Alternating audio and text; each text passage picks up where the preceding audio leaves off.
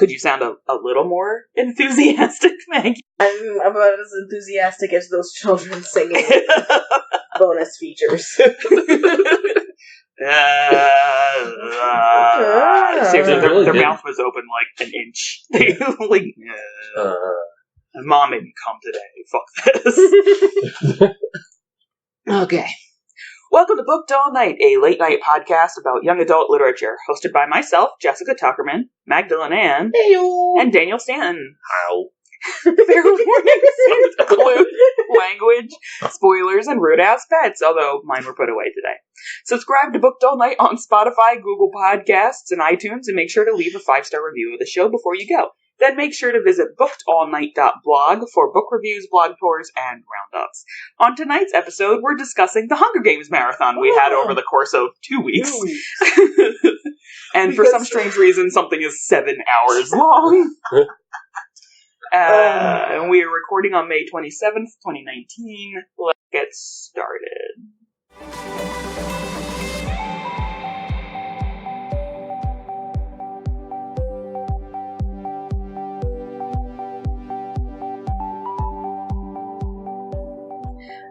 So, as I start off every podcast, what are you reading right now? If anybody has changed in the last week since we recorded anything. Did I change?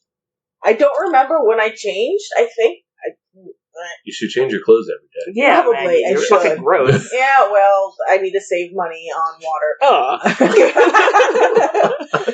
No, I think I don't remember if I was listening to the same thing last week, but I am still listening to The Raven Boys by Maggie Stiefvater, because I gave up on trying to listen to a couple of other audiobooks that I had, mostly because I got bored. And I just recently finished The OK Witch by, I forget who the author was, but I'm sure I'll tweet it out later. But it was a very cute graphic novel. It's coming out in September. Yay! Yeah. Graphic novels. Dan, are you still working on Necrophilia? Yeah. Or have you finished Necrophilia? I have one chapter left of the Necrophilia novel Migrate that comes out June 4th. But that one got weirder. Oh no, how can it get weirder than Necrophilia? There's like multiple Necrophilia scenes. And it's like kind of... And then there's some incest Necrophilia. There is an incest. Oh my god. I'm pretty sure the author, like, in the like nicest way, like, she tried to put like every taboo, like, in one book.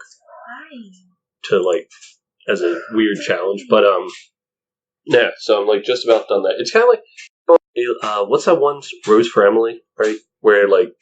where like the whole town helps her hide a dead body? Yeah. Yeah. What? Yeah, so there's Rose for Emily? No. There's a short story, and in it there's an old lady, and the whole point is she was the most beautiful lady in town, and then she's old, and she never really paid tax, so everyone around her just kind of pays her taxes for her and her mortgage, because she was raised in a different era, and she doesn't understand that, so they're just kind of picking up for her. And then one day there's like a weird smell around her house, so the people next door are like, oh, she must have just, like, something probably died under the porch. We'll put some lye around here. Meanwhile, there's a whole scandal that, like, she was left, her husband left her. It was really sad that day. At the end of the story, they're like, we haven't seen her in a while, so they go up and they check on her, and she's next to another dead body. So, she murdered her husband, and then the whole town helped her cover it the fuck up, because they just, like, no one ever went into her house, no one ever actually checked on her. When they smelled something, dead, instead of going in the house to check out what it was, they just put chemicals all around her property to cover up the smell. Huh. Yeah. And, Rose for Emily, classic literature. Yeah. So it kind of that kind of happens in a weird way. Not the whole town, but then after that I'm reading Hot Dog Girl by Jennifer Dugan. That's like her debut novel. It's a queer little love story about a girl that works in a amusement park, and like she gets a job there, and she has a crush on who is of course dating the princess, and she's in the hot dog costume. And yeah, it says like no one ever falls. What is it? It says like everyone falls for the princess, no one ever falls for the hot dog girl. Aww, that's sad. I'm still reading Serpent and Dove, which isn't published till like September or October, so I'm just going through it very slowly. I'm like, I read like chapters a night, and it's not boring. I'm like, oh, I have to read another chapter. I'm just like enjoying a nice slow burn read. Nice. And you already answered what you're going to next after you finish fucking dead people. Maggie, what are you reading next? I don't know. My audiobook hold for Courtney Milans, I think that's her last name, Sadie, just came in this morning, so that probably, I still have Red Queen's audiobook on my holds list, so that probably, because I wanted to re-listen to the series. I'll probably finish Golden Compass. So I'm also reading that in preparation for his Dark Materials HBO series. I'm very excited for that. I'm very excited. It looks very nice. I have nothing next on my TBR outside of the other arcs that I can't remember the titles. No, I don't want to read your necrophilia book, Davis. Keep that away from me. I have a shit ton of arcs on my list, but they're all not publishing until after August. So I've got 2 months before I need to start panicking about reading all of those. Panic read. Yeah, all right. Basically. All right, are you guys ready? The actual meaty discussion of Chomp, chomp, chomp. Chomp, chomp, chomp.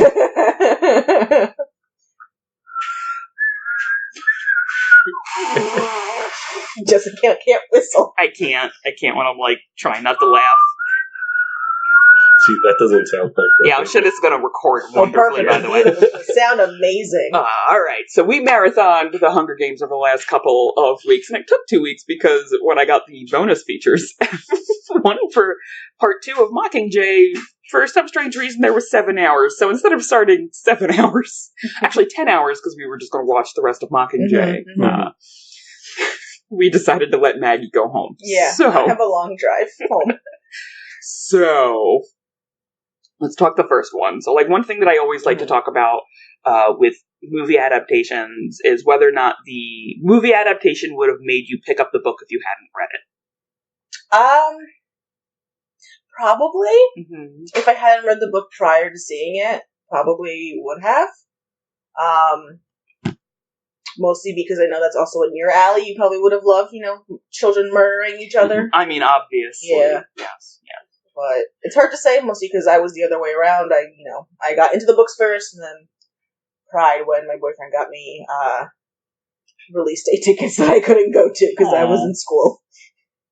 I didn't actually read them before I went, which is weird. Normally I try to before I go to see a book to film adaptation. So I was actually really lost. As a movie on its own, it doesn't work without the book because you lose so much. I know we were talking about it as things were going, but there's the 3-finger salute that they hold up, and that really does not get significance until the third movie if you only watch the movies. It's kind of just that's the thing they do. Yeah. If you don't, you're that's kind of just how you have to accept it when you first watch it. It's just that's the thing they do. Yeah. And it doesn't have any emotional meaning behind it other than just her mom and her sister are doing it. Right. Yeah. I mean, as an adaptation, it was pretty faithful. Yes. I can't remember off the top of my head anything that they didn't adapt into the movie, but I do agree with you. If I hadn't known,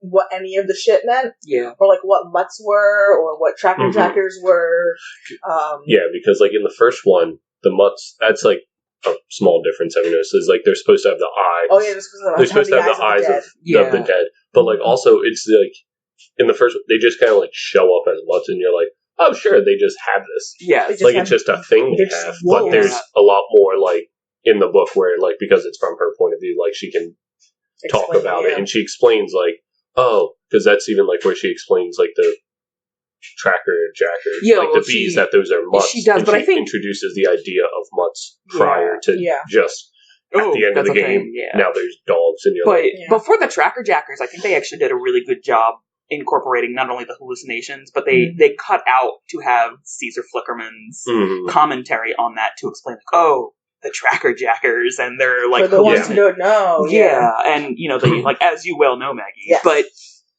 I think that works for an audience member like me, where I hadn't read it before going in.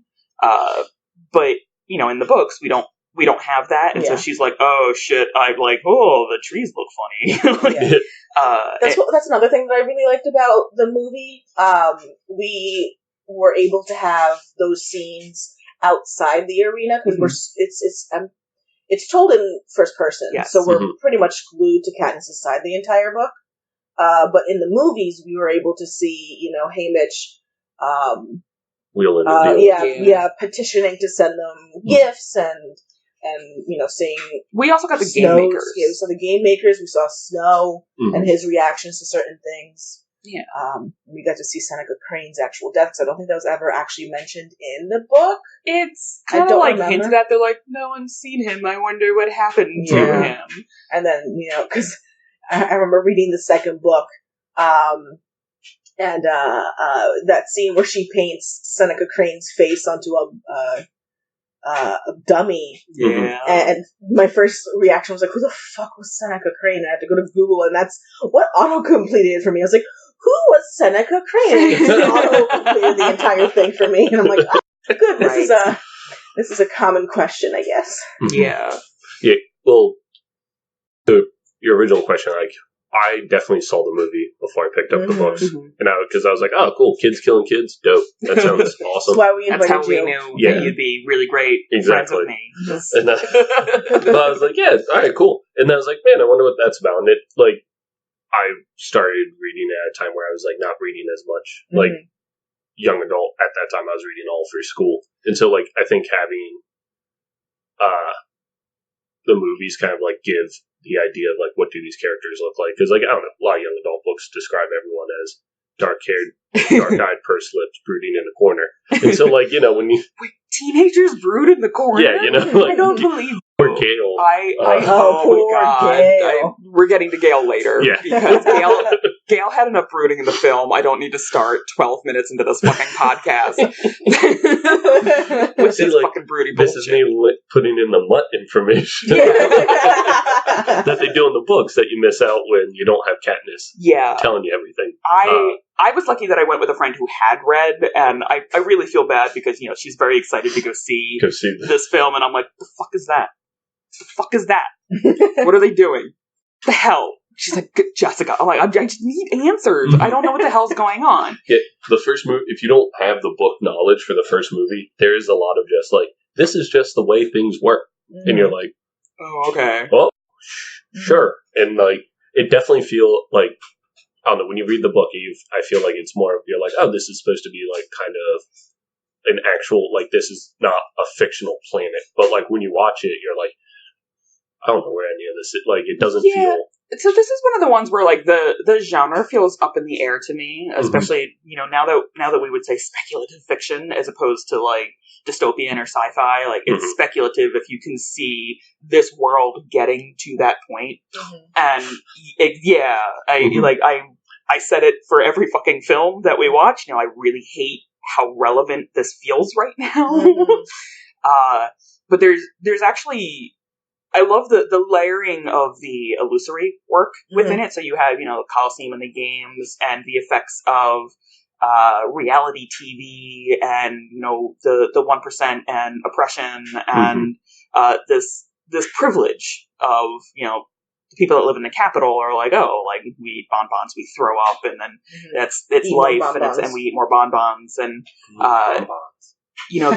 they're casually aware of the suffering, but they don't care because it's not happening to them. So you also have that. To them, it feels like just a fiction. It's a story. It's just entertainment to the capital, at least. Well, not only a fiction, but also appropriate, right? Because every year for the Hunger Games, they're like, well, this is because of the war, so it's okay to do this to you because 75 years ago something happened. Yeah, and it's we still do that today.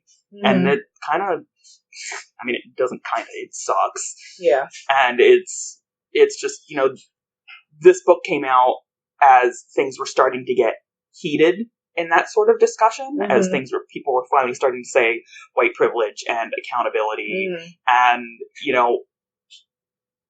I remember being at work and all anyone could talk about, they're like, oh, these films are teaching kids to kill each other. And I'm like, there's so many more layers. It's not just that, and it's all about how they're, being picked and chosen for sacrifice. So maybe dig a little deeper. Mm-hmm.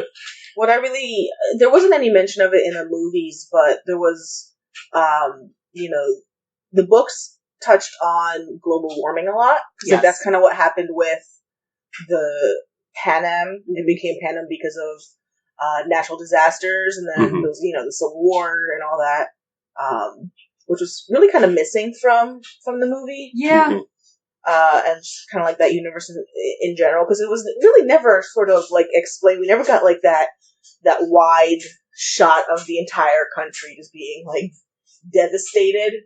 Where fuck the East Coast, that's gone now. Fuck Florida, and it's all kind of like down to the mountains. Yeah, we definitely, like, Davis, you were talking about it earlier, where we're kind of missing out on a lot of the world building, and what did you say? You said, like, we just accept that this is the way things are here. That's how that's how the law of the movie is. Like, when you watch the movie as opposed to in the book, like, you're just like, oh, like, if you haven't read the book, you're like, oh, this is just the way it is. Yeah. Like, why? Because, which I guess kind of adds to it, to be in, like, what is it that they're then fighting against is, like, because that's kind of the mentality that the, like, Capitol has and everyone else has, where it's like, well, why do we let this happen? Well, because that's just the way it is. Yeah. And so, like, I'm curious if, like, I mean, I'm sure they would claim it now. Like, well, not if I asked. They'd be like, who are you? Leave me alone. Stop blowing up my Twitter. Maybe. But, like, if they would take claim of being like, no, that's maybe why they kind of filmed it that way, so that you're part of the, no, you just accept it. Yeah. Because why? Because you just accept it, and then when you question it, you're like, then you're in the second one, where they're questioning why the Capitol rules the way it does, so it kind of, like, it does lend itself a little bit in that way, to, like, so you can participate, kind of, but then it's also like, yeah, but I don't know what's going on. Everyone in the movie knows what's going on. I don't know what's going on. I'm like, I woke up from a 75-year coma, and everyone's like, yeah, just the way things are. Just the way things are. I did like that, too, that the first one especially is filmed where you are a spectator of this, and it's like you're forced to watch and experience with them and get attached however you're going to get attached. And we lose that. I mean, like, of course we lose that progressively through the rest of them because we're no longer in the arena, but I remember the ad campaign for Mockingjay was all PETA, and then the closer you got, there were more interruptions and static. And my favorite ad campaign like that was actually for Dark Knight, where, they had, like, the Gotham trailers, and there was a regular trailer. The closer you got to release day, there were more staticky Joker interruptions. They did, like, a whole bunch of stuff. Domino's Pizza would, like, answer as Gotham Pizza for, like, the year leading up to it. They did, like, geocaching and finding stuff. They were super into making you a part of Gotham City. And I wish more things did that. Maybe not necessarily, like, with their ad campaign, but, I mean, we're all connected to our phone. And although these came out, like, many... 2011? 20-ish. 2010? I was in high school when the books were coming out. Yeah. Okay, so let me check that. Yeah. But yeah, because I remember reading the books in high school. Yeah. And the movies came out. Yeah. I read them. 1 came out 2012. Yeah. Yep. Catching Fire was 2013, and then part 1 was 2014, and part 2 was 2015. Yeah. I mean, that makes sense. I was coming home from Connecticut, so that would have been 2012. And given what it was, that's, like, a really great way to draw your audience in, while at the same time really segregating them from the information. So it kind of, like, it works and it doesn't work for when it was done. And then, getting into, what's the second one? Catching Fire. There's so much now, you're questioning, and of course, again, we have behind, like, scenes away from Katniss, which I think really add to a lot of the drama. Because, of course, it sucks seeing that scene where she's like, I'm sitting on the couch and I know I'm totally fine because I already went in the arena and I don't have to do anything. And then she's like, the fuck did you say?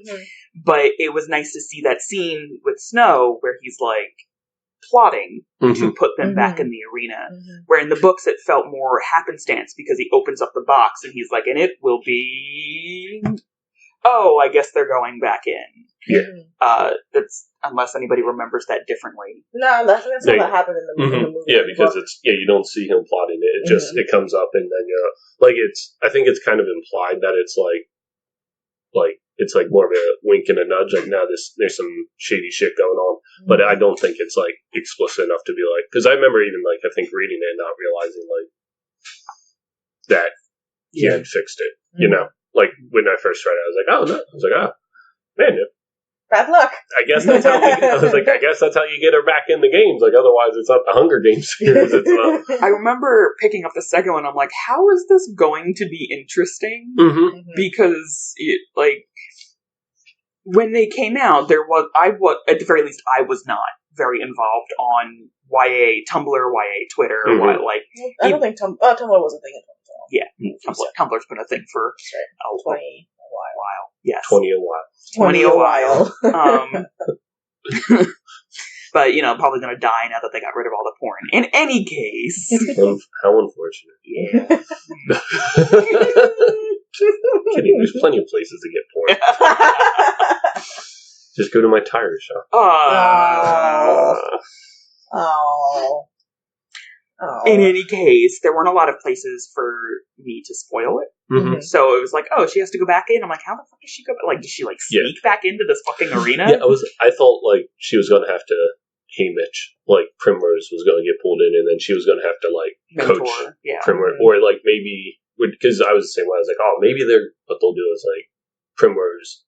This is told from her sister's point of view, and now it's someone else is getting thrown in. They would change who the narrator was, which kind of low key would have been very it's a completely different story then. It's not the story of this uprising, but now I'm like, man, that would have been. If we just have every year we're just watching a new Hunger Games and a new Victor story. Yeah, I saw a post. Especially then you have the loot, the person's book you're reading, they don't always win. I was reading this post. That was dope. Yo, Suzanne Collins, what are you thinking, kid? I was reading this post online. I don't remember where I saw it, but someone was saying why dystopian YA stories always turn to political murder fest? Do you know what dystopia is? Number one. 2, because they go Hunger Games started with this cool, deathmatch arena thing, and it turned so quickly to not. And I was just like, dude, did you read the book? Did you it's always been political. The point of the deathmatch was political. The whole thing. But that kind of expecting something to stay the same, that's I am pointed towards the mic, Jessica. You're not. I can watch the sound levels go down as you start talking. What was I saying? I don't remember. It's sexy. This is a professional podcast. Yes. Keep it on my resume. Is it on your resume? Yeah, I don't remember. Oh, that's really cool. But anyway, I remember a big thing of the ad campaign, because we were talking about the ad campaign before, was that everyone's sole focus on the entire movie release thing was Team PETA or Team Gale. Mm-hmm. And it was just do you guys you guys are aware you're acting like the Capitol, right? Well, that's half the fun here, is that in reading it, in partaking any interaction with the media around it, whether you're looking up or you're wearing District 12 stuff from Hot Topic, jackets, whether you've got the pin, you are the Capitol. You are partaking in this world, and you are being everything that we're hey, no. But that's half the fun. Yeah, half the fun of consuming children killing themselves. Well, yes, actually. I mean, in so literature and in creating that world and creating that meta experience and being able to say, yes, I am partaking in it. And to have the knowledge to, we're older, we can say, oh, I have the knowledge that I'm doing it in such a, fandom ironic way. And then there's when you're a teen and you don't realize. Because, I was early 20s when the book came out. I was like, oh my god, these are really great. I really love these. I had a Mockingjay pin. I actually had like a District 12 shirt. I have a District ID. It's really bad. I have a District ID somewhere. Like, you don't think about it when you are engrossed as a fan. And it's the same thing here. It wasn't until they got to take a step away that they were like, hey, why is this world like this? This world should not be like this. And, you know, it's just that one little step further that you have to take, and that's part of the lesson of the book and the experience. Kind of thing. I like sounding smarter than I am. It's fun. Yeah, you only have like 4 degrees. Yeah. I have so many paper. So many paper. She's a master of words, y'all. Twice. Oh, yeah. What else were we? So, Catching Fire, of course, ends, and there are... I don't want to jump to the end of it. I want to talk about our first really heart-wrenching death, which is watching Cinna get his ass kicked. Really? Wait, do you mean just throughout the entire series? What's the worst heart-wrenching death? Fire. Oh, I was like, Rue is the saddest. Like, Rue is sad, but we all know about Rue. I mean, like... Oh, yeah, I thought you were just saying, like, the first, in the series, like, the first time you feel bad for someone dying was... Yeah, I mean, like, Jessica never feels bad when children are murdered. Yeah, come on, we know this. Adults that are... I don't really feel that bad when adults in fiction. But anywho... You never feel bad when people die in fiction. Yeah, I'm sorry. I missed the, like... No, but it did absolutely sound like I was saying that. No, Rue is sad. Right? Rue is fucking tragic, but there's so much death in the first one that you're like, but by the time I got up to Rue, I was like, oh, that's really sad. Turn the page. You know, like, it was, I think probably done intentionally. You're a little numb to it by that point. And it, like, again, that's part of the lesson. Like, what are you willing to just be like, oh, I guess that's just part of it, kind of thing. Yeah, exactly. Where Cinna is not involved in the arena. Yeah, he's a non-arena death. He is an assassination. And, you know, it's meant to really fuck her up before she goes into the arena. And in the book, she's got some time. She's like, oh my god, what just happened? I can't do anything about this. I have to meditate this. In the book, she has that moment. She's like, I need to take a deep breath because I can't process it right now. I need to hold on to this. And in the movie, she's just like, okay, ready to die. Yeah. You know, and again, that's the, like... that inner narration is just stolen from us. I don't know that we could really get that effect. Because there's some movies that have done that, and it's just, it never lands. Yeah, because like then if you get that inner narration, it just feels like you're being told what to feel instead of like, it turns into... At that point, it's just an audiobook with pictures. Yeah. And you're like, then the complaint becomes, oh, I wish they would just show me that she's sad instead of telling me that she's sad. Like, that would be the conversation being had. But, like, in this, so you have to, like, imply what she's doing, what she's thinking. Yeah. And, like, but really, when Cinna dies, she has, like, she, like, cries. But then it's, like, even how it's filmed is she's crying, she's like, freaking out. And then it goes to the white, and then she's upstairs. Or not, like, she's up in the arena, and she's like, fine. Yes. Like, she takes, like, 2 breaths, and she just, like, refocuses, and, like, you don't get the moment of her being, like, you don't get, like, any facial expression with it either. Yeah. Where, and I feel like, you know, like, time constraint, that's a thing where, like, I don't want to watch her meditate for 5 hours, which, I don't know, maybe that's why Mockingjay Part 2 was 7 hours on Amazon. So this is a little off topic, because it just kind of struck me as we were talking about her entering the arena. When it took me until we watched Catching Fire to kind of figure out that it was all sort of like an indoor bubble. Because I always just thought it was some random patch of whatever in, like, the world. Like, it wasn't like, you know what I'm talking about? It wasn't like an indoor thing. Like, like in the first one, it's not very clear that it's in a dome. Yeah.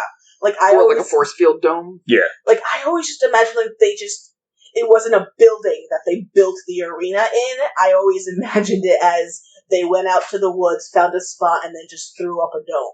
That's what I thought. And, like, of it, kind of built into the earth instead of it being like a building, like a theme park attraction. Well, they I don't know about that second part, because I always felt like it was built like a theme park attraction, especially when they were talking about Haymitch's year, because they're like, oh, the Colosseum, and there was so much open land, and there was nowhere to hide, and things got very cold, and like, they absolutely talked about, what's the word I'm looking for, like, the locations and the environment of the other games in the books. Yeah. In the movie, we're a little robbed of that. I mean, even in the books, I always just imagined them like, all right, we were in Vermont last year, let's go to Mexico this year. Well, yeah, I mean, like, they're a bit like the Murder Olympics, you know? Well, yeah, because Cinna's like even like his conversations when he's talking about her outfit, he's like, oh, you know, you have a wetsuit, it's probably going to be somewhere tropical. Yeah. And like, there is definitely more of a like, location in the second one. While the first one, it does feel like they're like, why did they come up from below the ground? Yeah. If they're just being dropped somewhere, because it felt, and then like they have the airships that like pick the bodies up, so then you're even like, like that's like really not necessary. Like to have the airships if they're in a dome, that couldn't they just sink them down like, somehow? Yeah, like if they're in a building, they would just have like a crane machine. They don't have to. Like they use a crane machine, but they don't need to use the planes if like. Well, the planes were part of the part that supported that they were always like, let's go out to the woods and pop up this bubble, but they were definitely like building what they needed to build out where they needed it. Okay. Kind of thing. Yeah, like, it just hadn't occurred to me until we saw, like, the ceiling lights falling from the sky. I was like, oh, I guess this was, like, a set. Yeah. Because, how it falls is you're like, oh, wait, were they just, like, dicking around inside? Like that Jim Carrey movie where he finds out... not Man on the Moon. The Truman Show. Yes. Yeah. No, the game makers have complete control of the sun and can change when it's daytime. Yeah, like... well, no, like, I always felt... Well, first off, they do. That's absolutely confirmed in the first one. Yeah. That they have complete control over the daylight in the arena. I meant more like daylight on the Earth. Like, they have like control of the sun, the star. The sun is a star. The sun is also a star. No, I see that. Why a movie we're gonna have to watch. But no, that's true. Like, and that kind of comes back to where we were with me and Davis, where like we lose a lot of that world building and those answers in the movies. Yeah, because like in the movie, you just like watch them like drop a tree in the first one. Like, when they're like, give me a tree so she can fucking hit it. Like, and you're like watching, and I was like, they're all like holograms. What is? Or something? Yeah, it's like wait, so it's like one of those like, are they holograms? How are they like?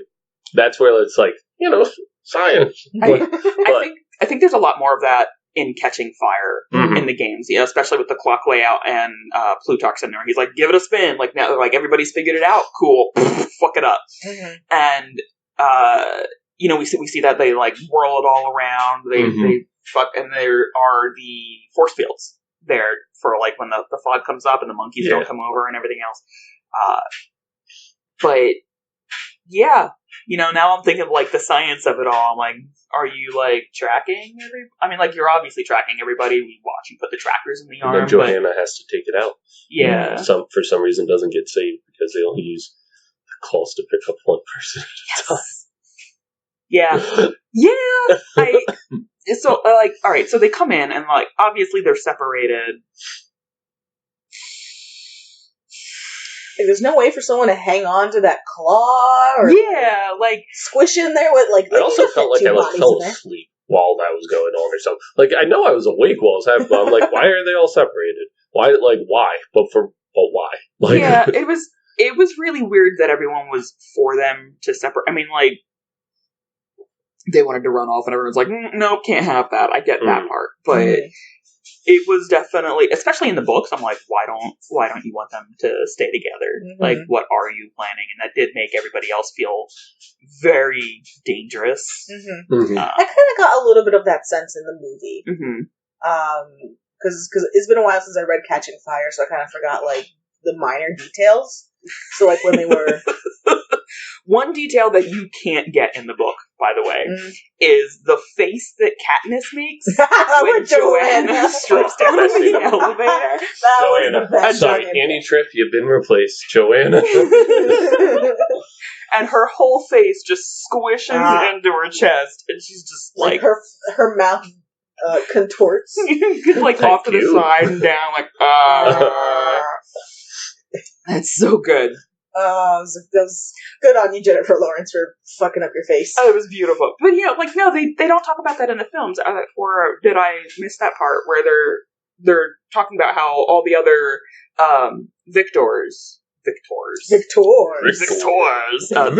victors, are picking on them because they're young and they're innocent and they just kind of, they seem so naive and inexperienced. That's why Finnick comes up with the sugar cube. Yeah. And just like the sex experience with that, where everyone's like, aha, you're 17.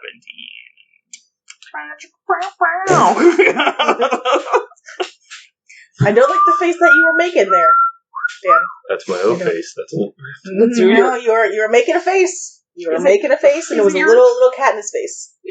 That's the face. That's the face. That's the face that we're going to describe on the podcast. So he's got lips out, right? little duck lips. Little duck lips. Little duck lips and like a blep. I'll just take a picture of it. And post it in the show notes. We'll have a giveaway of the picture of Dan's face. That becomes a very different podcast. I know I said I wanted to pimp Davis out, but I'm just... Sign up for our newsletter, get pictures of Davis. Back to the movies. So back to sex in the movies. Back to sex in the movies. With now, Phoenix, yeah. All right. Coming up to Mockingjay, because we are talking about, they pick up the cranes, we end Catching Fire, where she's absolutely livid because PETA wasn't the one that was picked up. And even when we get down to District 13, everyone's like, yeah, I really wish we picked up PETA. She's like, I fucking told you to. I don't, I literally had no control over this. You did. Fuck you guys. So, Mockingjay, which we just watched today. Yes. Finished about an hour ago. That's so, it's so sad. And then, we were watching on the bonus features and they're talking about how each movie starts on Katniss. And I mean, of course it has to. She's the main character. She's the main character. But I do like where, this one starts where she's in an unnamed location to us, the viewer, and we're like, where the hell is she? And she's hiding, and we kind of have to get caught up on the hour or two that she's been down there. The movies are very fluid in that way. So are the books, actually. The time is but she very quickly gets into another Capital-esque situation. So she's got, the team, she's got the propos, and it's all propaganda all over again, just like it was when she was going into the arena. And when I was reading the books, I was like, oh, okay, but this is the good way to do it? Yeah. And then, now I'm older and I'm like, no, it's still bad. Get out of here. You should have ran away with Gale when you had the chance. Yeah. Gail. Just gonna keep bringing it. No. But no, I think in the movies, like you said, when I read the books, I was very much more like, oh no, but this is the justified way to do it. But when you watch in the movies, it's a lot more in your face of how, because they have the cutaways to President Coin and Plutarch, with them being like, yes, she's our puppet. Which, when you're reading the book, you're like, oh no, Coin's not that bad. And it's not until, I don't remember Bog having that conversation with her where he was like, she wanted to pick PETA. And that scene, I was like, I do not remember reading that in the book. And his dying wish being remember who the enemy is. Yeah, remember who the enemy is. And but I would have to go back and reread the book to see if how it's done in there. But in this, you kind of feel it coming along because hey, President Coin looks like a fucking psycho. She looks insane. I remember in the book that they did have the description about her eyes, and that her eyes were like weird color and like they weren't normal. But in here, you're right. Like she looks like a fucking psychopath. She looks like a villain, and you're like, yeah, no shit, she's a bad guy. Like she looks like a bad. Like has anybody ever played the Dragon Age games?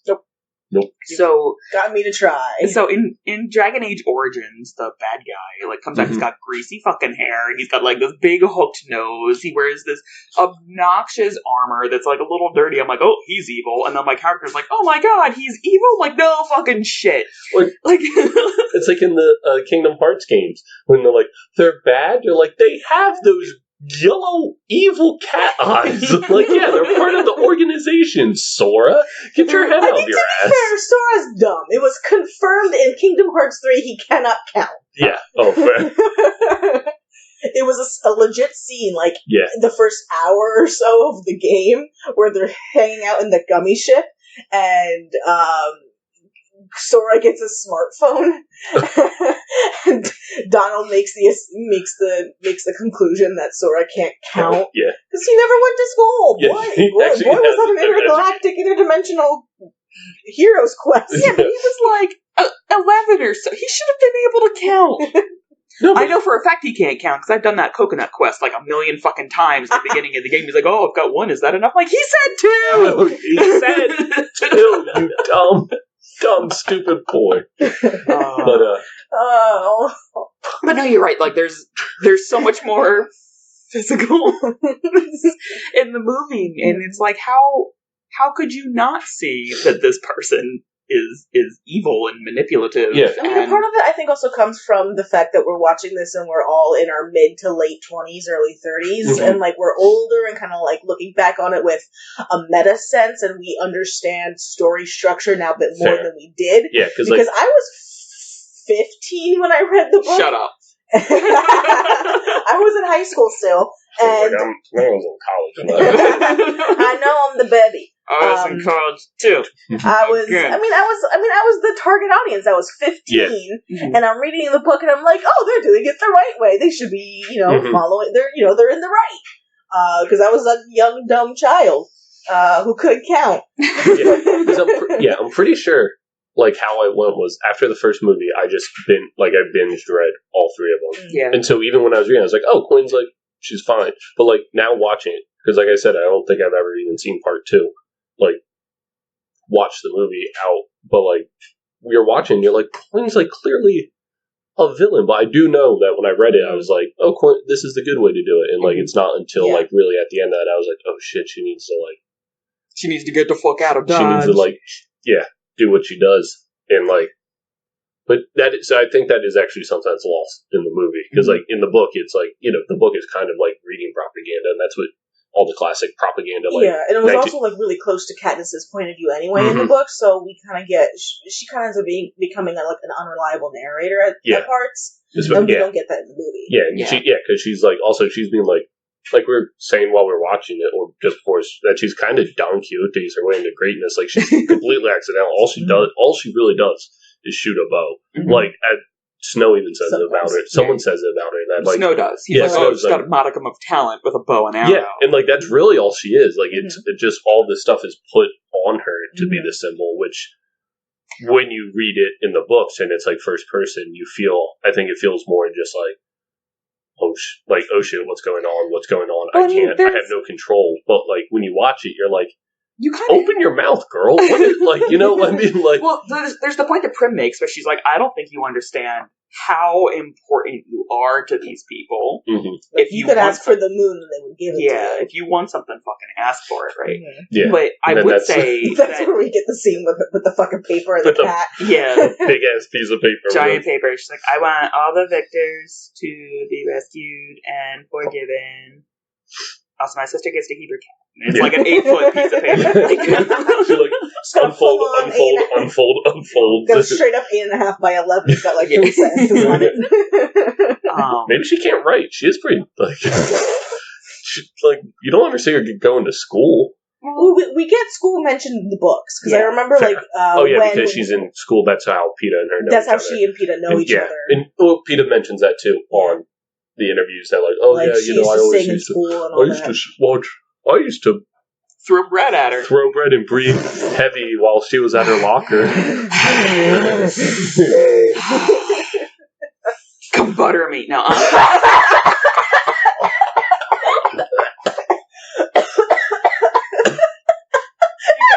You guys okay? I was about to cough to clear my throat. Come butter me. I didn't like that.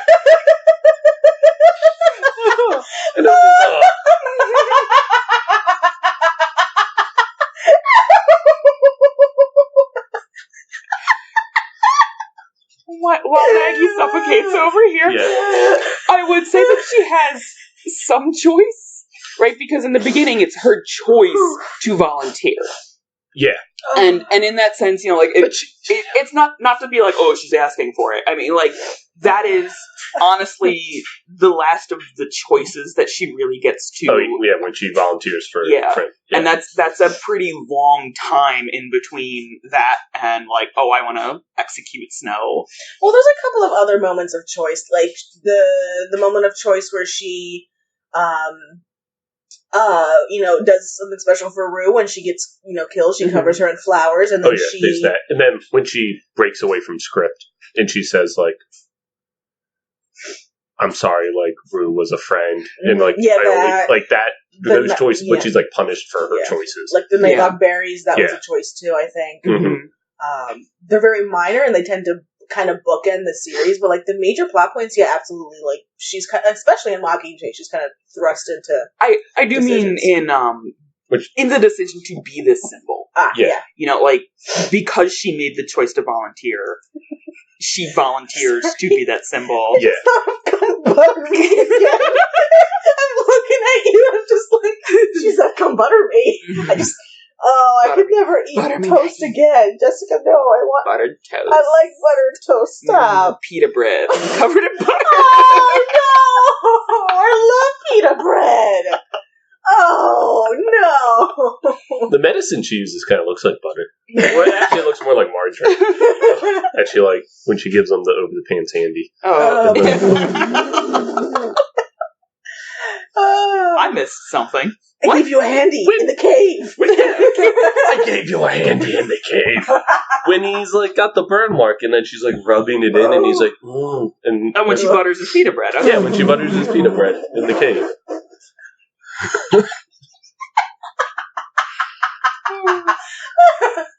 Oh, we're adults. Okay, but that part's super awkward. Not only because, like, they're like 16 there. I mean, obviously 16-year-olds are giving over the pants handies. Yeah, they're giving under the pants handies. Let's be honest. You were like, no, but I was 16. When I was 16, it was strictly over the pants. Uphill. Both ways. In the snow. Tiny little shotgun with no heat. Oh, we had to rub each other to stay warm. Okay. Oh, I'm once again reminded that my dad listens to this. My parents were like, hey, we're going to listen to it. Well, I was like, maybe you don't. Ooh. Don't tell Grandma. Don't tell Grandma. Alright, Mockingjay. What were we talking about before I died? We were talking about her becoming this symbol. Oh, yeah. So, I mean, like, there's the choice to volunteer, which I think is very knowledgeable about what that represents.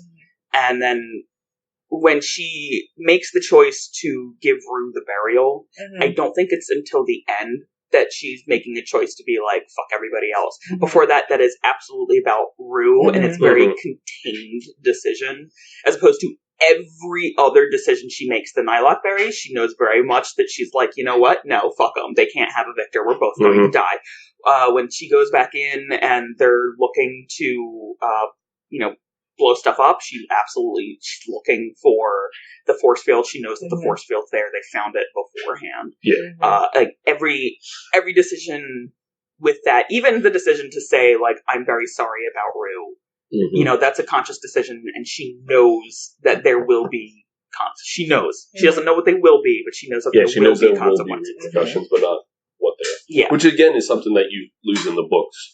Yeah. Well, not you lose in the books. It's not there in the book, but, like, her because you get to see all the riots, you get to see everything happen in real time. You don't have like this weird Katniss telling you like, "Oh, this is what happened," and then because like that's really a way where I think the movie does a better job. Because like when Katniss is explaining it to you, it does feel more like, "Oh, how convenient that would happen now."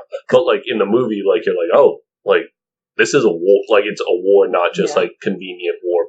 Like I think the only like the first time that we kind of hear about like.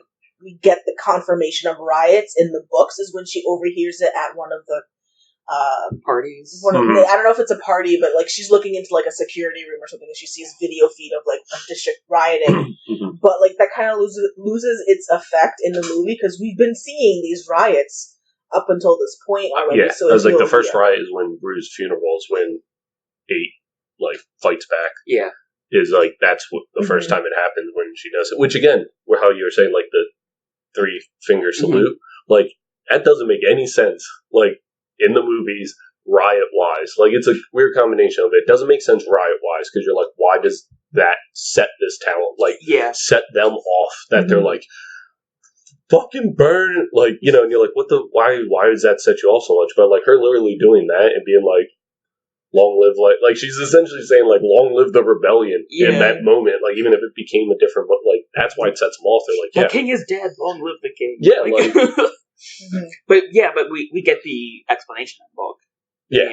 And we get the history. I think the important thing is not only the explanation that this is a symbol of rebellion, but it was the symbol of the rebellion, like the one that we're all being punished for now. I think that's the important part, that it's come around again. Like they never went away. Yeah, they never went away. All right. Now that we're like an hour into this, I guess we can talk about Gale. The perfect character. Gale. You want to talk about I think genuinely, while I don't like Gale by the end, I think he has the most development out of all the characters. Like, just because he goes from like loyal to a fault, I think. Like, okay, I'll protect your family, even though because like he protects his family. Even though I've got 7 brothers, I'll take care of your family, and it's like, dude, like just like kind of fuck them, like they'll be fine. Like, and he's kind of like, let's leave, let's run away, like in the very beginning. He goes like, no, like it could just be us, and then he goes like from it can just be us, let's go to like, fuck you. Like, not like, in, like, fuck you, but he, like, always makes it about himself. Fuck you, but, like, fuck you. Yeah, fuck you, but, like, fuck you. Like, he's just, like, how he's just like, but, and, like, he, like, makes her feel like shit a bunch of times that you're like, an asshole. First book Gale, like, first movie Gale would have, like, rather got his tongue cut out than ever do that. But no, because first movie Gale, right? Because of course, like in the book, we don't see a lot of Gale's development. Oh yeah, he does have that shit scene in the first. Yeah, like in the first one, there's that scene where he sees Katniss kiss Peeta in the cave, and he gets this like really disgusted look on his face, and it's like, "Fuck you, dude!" Like she's literally fighting for her life and his life. They're going to the chances of either one of them returning to you are nil, and you're like, oh man, I can't believe she'd kiss another person and like survive.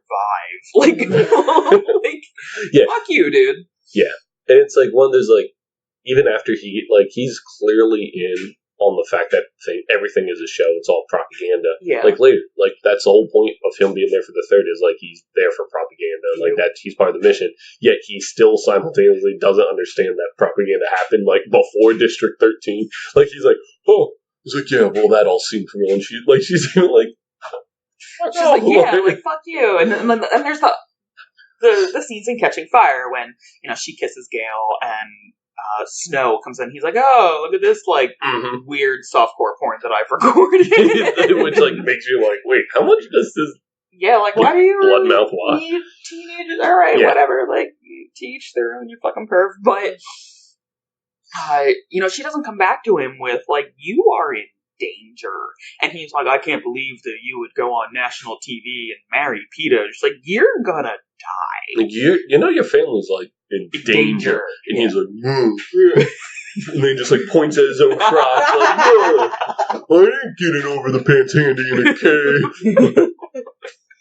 I got burned by your bad attitude, Katniss. And then it only continues through Mockingjay. I just want to, like, punch him in the fucking teeth because there's that line, and he's like, oh, you only see me when I'm in pain. And, you know, like, if I were 16, I'd be like, oh, you poor baby, let me hug you. But now that I'm an adult, I'm like, you toxic, manipulative piece of shit. Yeah. That is so guilt-trippy. And there's a lot in young adult fiction of guilt-tripping motherfuckers. You look like you got something to say. Yeah, well, no, it's part of that where, like, I think the movie could have done a better job of being like, Gale is District 13's manipulator of Katniss. Because, like, that's what PETA is. He's the manipulator that the Capitol uses.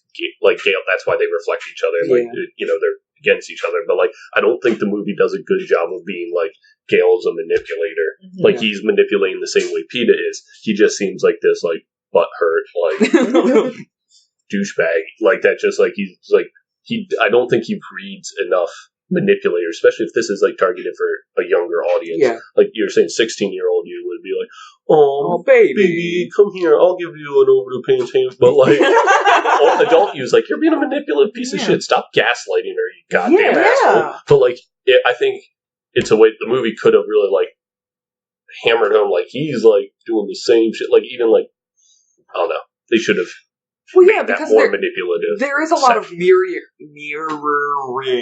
words. Nailed it. There is a lot of mirroring between District 13 and the Capitol. Like we were talking about that earlier, where it's like, oh, this is the right way to do propaganda. Look, we don't have excess. And you're like, no, you're excessively limited. Instead of excessively excessive, you're excessively limited, where she's like, cut the oxygen by 14% at one point. She says 14%. Yeah. Like, you mean suffocate? Yeah, like, you have to have 28% in the atmosphere to survive? Like, that part? Yeah. So that everyone gets really sleepy. Like, just let them go to sleep it off. Be a little nap, it'll be fine. Lots of vomiting when they get up, but it'll be fine. It'll be fine. We'll blame the Capitol for it. Like, yeah, and and there's that point when Katniss kind of realizes the mirror there when she's playing with the cat, and she's like, "It's just a manipulation. They're just using PETA against me." I'm like, "Yeah, they're using Gale against you too, motherfucker." Yeah, and like, I don't think they either.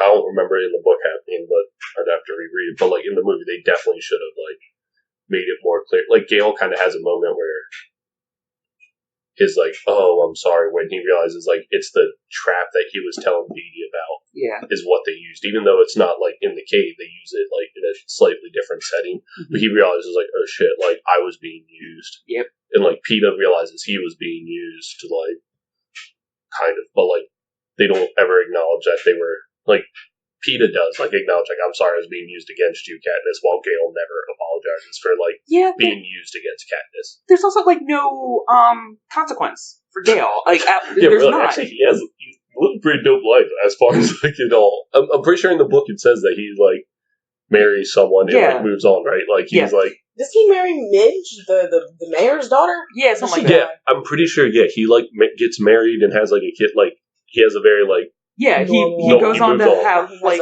And he, like, moves on, and, like, while, you know, Katniss is now still here suffering with her PTSD, that, like, but she suffers with her PTSD with PETA. Yeah, like, but, like, she's, PTSD? like... No, oh, boo! Get out of my house! It's my boo! Get out of my house! No. But it's true. Like, she just... Part of her trigger is seeing PETA, and she married him. Like, that's a little fucked up. But at the same time, there's probably nobody else who would thoroughly understand for either of them. So they would always have to be connected, whether it's romantically or just like, hey, we still live across the street from each other. Neither one of us can move ever. Change is bad. Yeah. Like, yeah, because he's going to get set off by potentially set off, and like the only person that's going to be able to calm him down. Which then I hate that his like PTSD is like very much more of a like, this is something that they taught him. Hot brand. But it definitely came off more as like he was taught to have PTSD. Like, well, it doesn't because it's definitely like he was tortured, right? And which would he didn't develop his own triggers. He was given triggers. He was brainwashed, and he underwent not only like physical pain, but a lot of really mental scarring. And I really liked that they touched on that, where he admits, he's like, I have periods that I'm here, and I know you, and I know it's real, and I have this moment, and then I have periods where I'm not, and he admits to, like, time skipping these dissociations, and I think, especially in young adult, there's a lot of romanticizing about mental health. Yeah. And so it was really nice to see, not only in the movies, but I remember in the books, that they're, like, even Katniss wakes up and she's like, oh my god, this dream. Oh, like this terror and this fear, and why am I feeling this way? And there's a lot of admission to not being mentally healthy. As opposed to, like, some other books where I've read that, somebody's a pyromaniac, and they're like, oh, she's hot. Like, it's very manic pixie dream girl. Oh, yeah. Gotta or fix, like, you, and...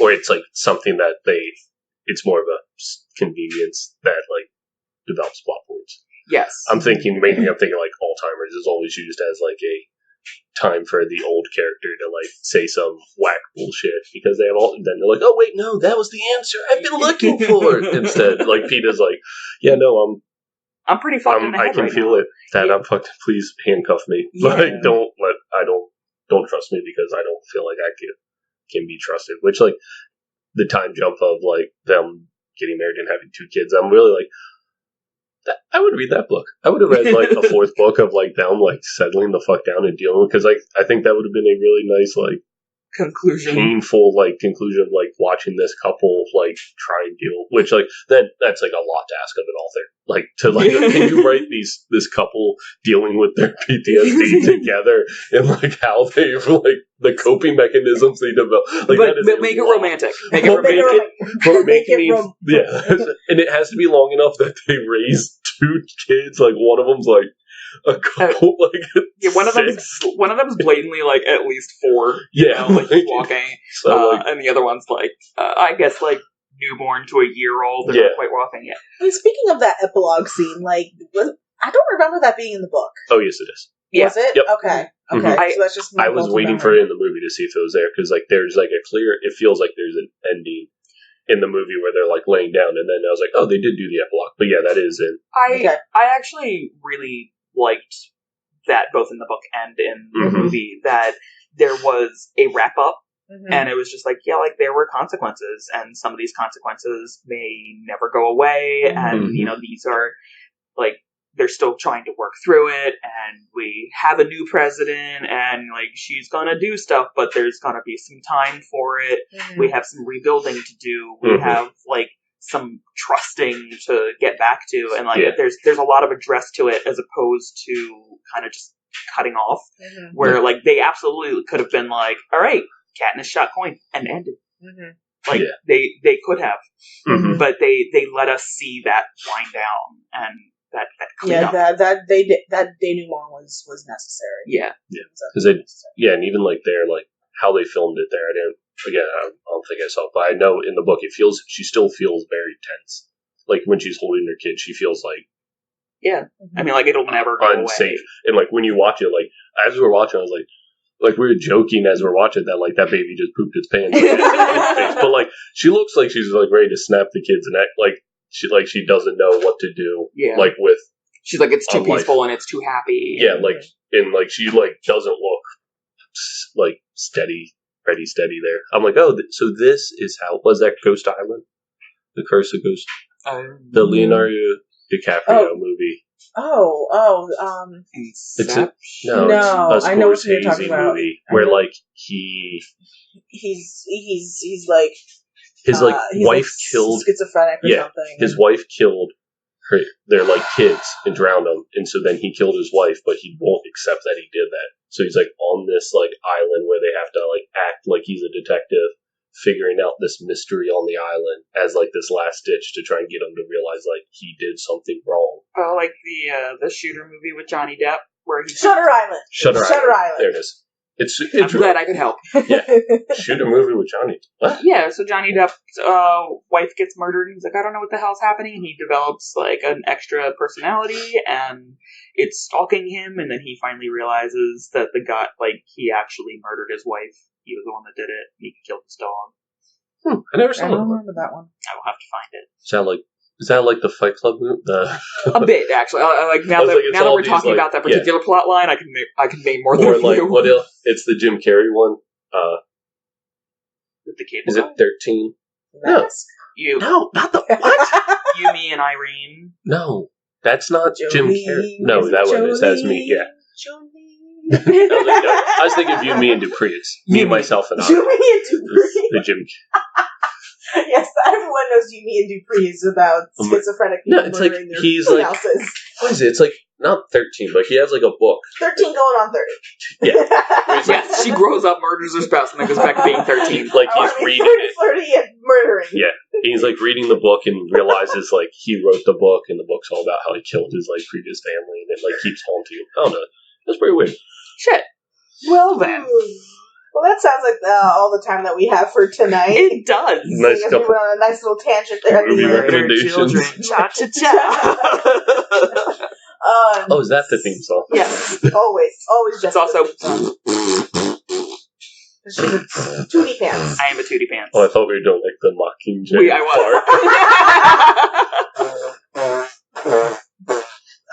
You can't really vocalize the farts.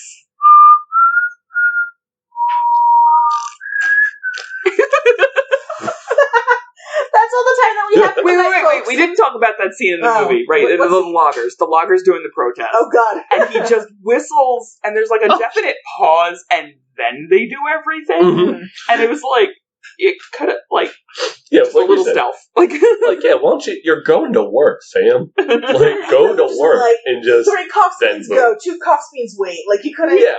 Because, like, I assume what they're doing is they're climbing the trees anyway to, like, chop down wood. That's what you're doing. Yeah. Just do it. And then blow them up. Because, like, the peacemakers obviously aren't going... I think maybe it was that there was a very... Because they blow up from the bottom up. Mm-hmm. And I think it's a very specific... bomb, now we're here. Yeah. I think it's a very specific section of the forest that they have to stop in, and maybe they were, like, logging somewhere else. Yeah, that's... maybe that was why they had to, like... We're not going to be stealth about it and just, like, go up and do it, but, like... Listen, that was a real shit plan. It was a real shit plan. It was a real shit plan. Like, it didn't really accomplish anything. They blew up some beekeepers, and that's about it. Yeah, but they lost a whole bunch of loggers in the process. Yeah. They were like, some of you also, may die. wouldn't the blast, like, knock over the trees? I was thinking that. Like, or, light the trees on fire. Flammable as they're, like, weirdly concussive explosions that aren't apparently fire. Don't start. Like, science. Yeah, science. Yeah, but then again, they're able to just do whatever the fuck they want in the Capitol. Alright, that's all the time that we have for tonight. Make sure to check out the links in the show notes to follow the show or connect with us personally on Facebook and Twitter. And why are you laughing at me, Jessica? Are you waiting? Why? And don't forget to visit bookedallnight.blog for more book reviews, blog tours, and roundups. And don't forget butter. Don't forget to sign up for our monthly newsletter. I'm sure that's going to go out at some point. Whether you're listening on Spotify, iTunes, or Google Podcasts, make sure you drop a 5-star review of the show. And butter my brain. Good night, my little buttered toast.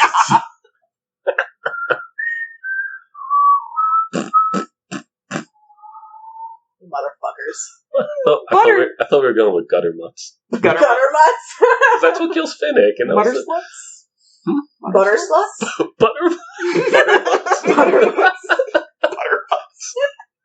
Oh, Finnick, baby. Oh, Finnick.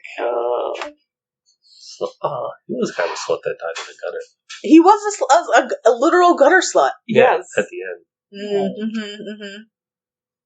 Technically, sad. Technically a mutter slut, because he was... Oh, a mutter slut. Yeah. In the gutter. In the gutter. Gutter mutt. What does it say that he was the character identified with the most? Like, I mean... That you're a gutter slut? What secrets do you have, Davis? Sugar cube. Sugar cube. Dude, look, that's why you make absinthe.